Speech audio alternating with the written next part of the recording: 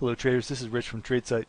This is a look at our market leading stocks via our proprietary scans for the coming session. This is going to be for Friday, November 8th, 2013.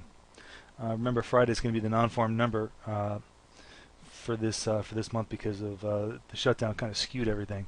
So tomorrow's going to be pretty important, and I really hope that number doesn't disappoint because we're seeing some pretty good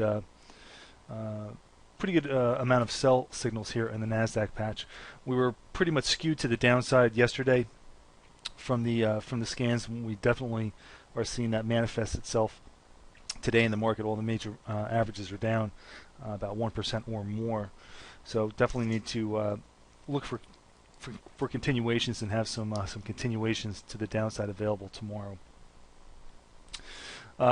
Thing to focus on, definitely the downside CPSs here in the NASDAQ patch. I mean, don't necessarily overlook the ones that are a little bit light on volume. They're maybe the ones that people just haven't gotten to yet as far as selling. So that actually could break loose tomorrow. So keep an eye on that.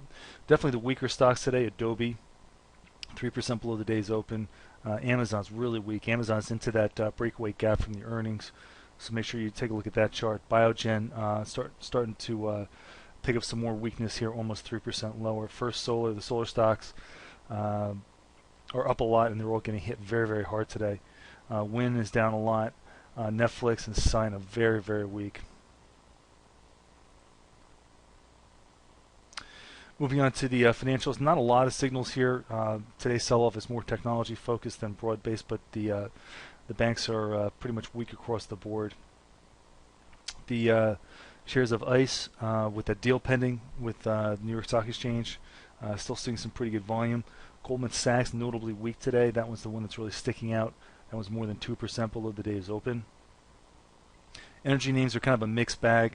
Some of them are real strong. Rig today is real strong, more than 3% above the day's open, but that one's pulling back and showing a differential sell signal. So just take a look at the deviations here. There's going to be a lot to play with tomorrow. There's some in both directions. Take a look at the generals. As we said before, the generals aren't really where the action is. It's more NASDAQ focused. But Disney's starting to see some weakness really creep into this one. This one's pretty low beta stock, and this one's almost 3% below the day's open. Best Buy having a really weak session.